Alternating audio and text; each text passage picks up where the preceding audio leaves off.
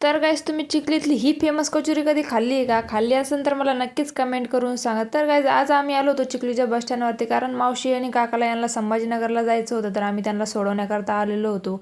मग तेवढ्यात मावशी मस्त फळं घ्यायला लागली. म्हटलं सांग तुला काय घ्यायचं, म्हटलं मला काहीच नको. पण आदर्शला भूक लागलेली होती म्हणून आम्ही गेलो होतो सप्तशृंगी कचोरीवरती, कारण त्याला तिथलची कचोरी खूप आवडते आणि खूप भारी टेस्ट असते त्या कचोरीची. मग आम्ही गेलो मस्त कचोरी खायला. तर तुम्ही बघू शकता ते गेल्या गेल्या पहिले त्याने बडका लावून दिला होता. त्याची रिॲक्शन बघू शकता किती डेंजर होत्या. तर या महाराणीने पण आणली होती कचोरी, पण हिचा स्नॅप काढल्याशिवाय हिच्या गळ्याच्या खाली काही घास जाणार नव्हता. मग आम्ही मस्त कचोरी वगैरे खाऊन घेतली, पण या माशाची कचोरी अजून काही संपायला तयारच नव्हती. मग नंतर परत आम्ही गेलो बस स्टँडवरती गेल्यानंतर खूप ऊन तापत होती, गरमी पण खूप होत होती. मग फायनली यांची बस आलेली होती. मग यांना बाय केलं मस्तपैकी. बघू शकता तुम्ही, एक या खिडकीत आणि एक त्या खिडकीत बसून दिलेलं होतं.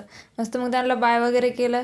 पण लक्षात नंतर गाडीत बसल्यानंतर लक्षात आलं की आदर्शची छत्री गाडीमध्येच राहिलेली होती. मग गेलो आम्ही बसच्या मागं पकडून पकडाई खेळत, पण बस काही थांबायचं नावच नव्हती घेत. मग एका ठिकाणी बस थांबवली, आम्ही छत्री देऊन टाकली आणि परत एकदा बाय केलं त्यांना आणि आम्ही निघालो आमच्या घराकडे जाता आता म्हटलं हा काय प्रकार आहे. आता समोर जाऊन बघितलं तर म्हटलं आता हे ॲटोला काहीतरी भरती करावं लागतं म्हटलं हॉस्पिटलमध्ये. तुम्ही बघू शकता धुवा निघत होता त्याच्यामधून. तर काहीच तुम्हाला आपला ब्लॉग कसा वाटला आहे मला कमेंट करून सांगा आणि एकदा कचोरी खायला नक्की जा. Bye bye.